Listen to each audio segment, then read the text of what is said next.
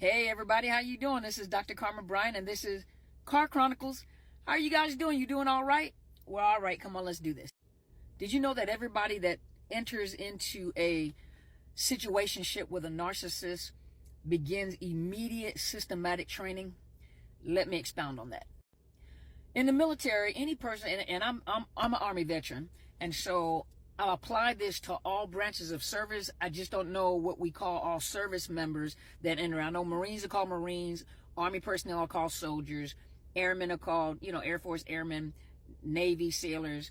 But to just include everybody all at one time, I usually say troops, or I can say service members. So that's the verbiage that we're going to use. But anybody that enters into service, anybody that raises their hand and swears or promises, they sign a contract to enter into military service. The moment you enter into military service, the first thing that happens is systematically you are stripped of being a civilian and immediately begin training on becoming a soldier, Marine, Air Force, airman, troop. But you immediately, I'll just use the Army terminology, but it applies across all branches of service. But the moment you enter into military service, immediately there is a systematic training that strips you, what happens is they strip you of being a civilian and immediately begin training you and teaching you how to become a soldier. They teach you the language of the military. They teach you the culture of the military. They teach you the uniform code of military justice. They teach you the laws and what can happen to you if you don't abide by those. And your whole thought process begins to change.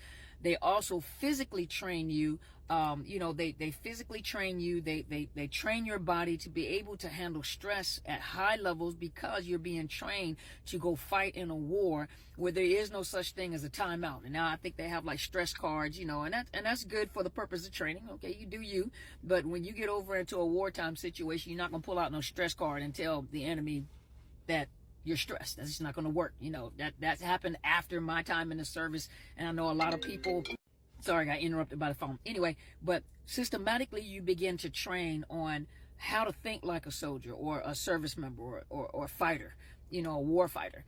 You begin to learn how to think like a soldier. You learn team. Immediately you are trained for leadership. You're trained immediately, even as a young soldier, young private, a junior enlisted, lower enlisted.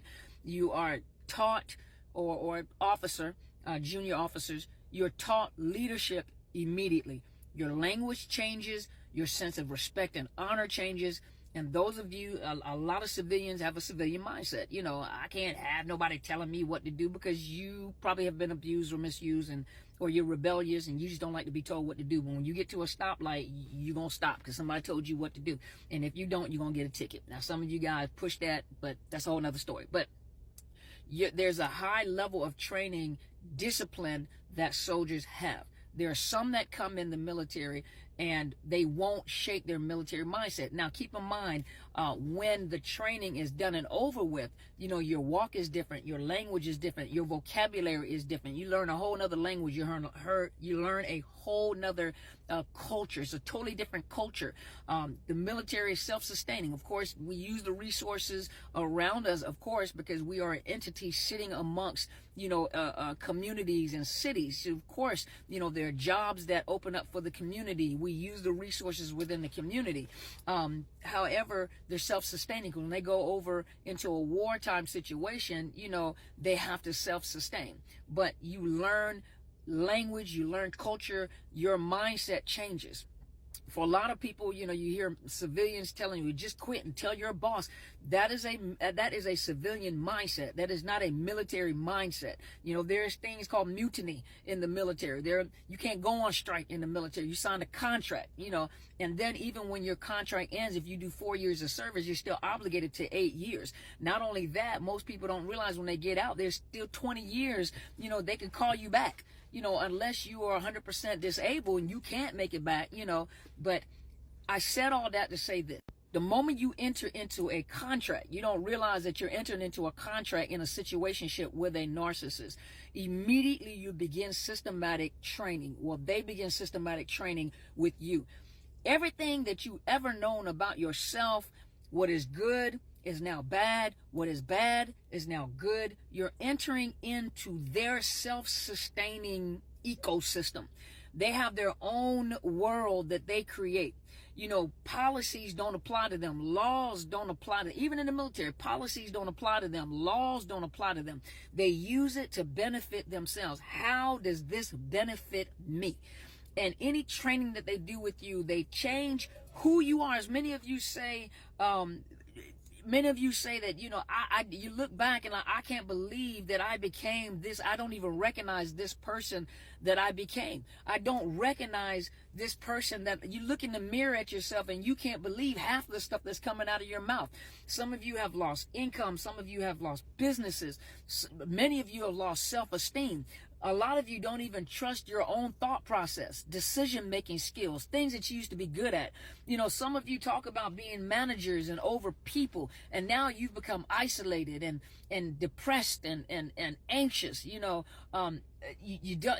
you solely depend on this entity, that narcissist, to tell you what is good, what is bad, what is right, what is wrong. And anytime anybody else gets involved, they try and do whatever they possibly can to separate you. Well, that is systematic training, or systematic training.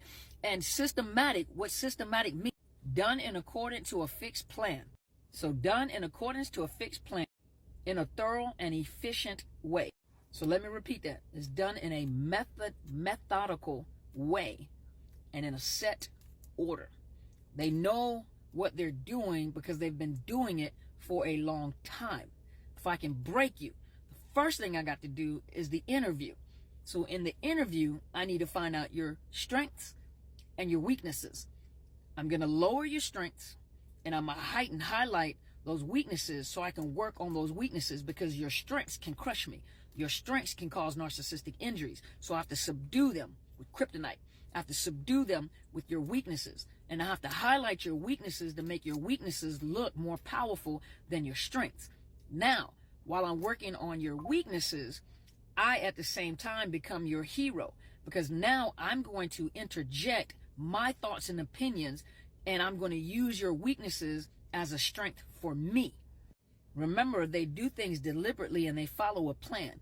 Many of you may argue like they don't walk around with a notebook. Their mind is a notebook. So don't ever think that they forget. They don't forget anything. Even they tell you they forget. I don't recall. I don't remember. Yes, they do. They remember everything, and they record in their minds, and they do things. And what it is, remember the Pavlov theory of the salivating dog, where they put the dog on a leash, and what they did was they used something that was natural for anybody or animals, the salivating, and what they did was they introduced a stimulant. So what happened was they rang a bell, and then they brought food. And the dog started salivating. They rang a bell. It's conditioned. Is a operant conditioning or conditioning. They condition them to respond. The natural response, they condition it to respond to a stimulant. And that is a natural response. When they bring food, he's going to salivate. But they condition the dog to hear the bell and know that after the bell, the food is coming. So they started salivating, to a point where they took the food away and they took that bell and rang that bell, and that dog started salivating. Well, that's exactly what that narcissist is doing. And it's repetition. Just like in the military, we train repetitiously so that you will not react, because reaction can cause an accident. You can't react because you're going to react out of fear. That's a natural response. So instead, they're conditioned to respond to a stimulant or something that can cause damage or whatever, but they're conditioned to respond versus reacting. That narcissist teaches you to react, but everything because that reaction lets them know where you are located. But they systematically do this. That's why many of you have to be careful what comes out of your mouth. You have to make sure you're taking care of those stress levels, then anxiety levels. You are now in plain sight when it comes to narcissists, because narcissists pick up on every little detail. But remember, immediately there's systematic training that takes place. It's very deliberate, it's very insidious, and is very purposeful. Nothing is done by accident. Everything is planned out with the narcissist. All they do is watch you, because each subject is different. Each person is different. So they watch each person and they adjust their training to each person. That's how you end up in bondage.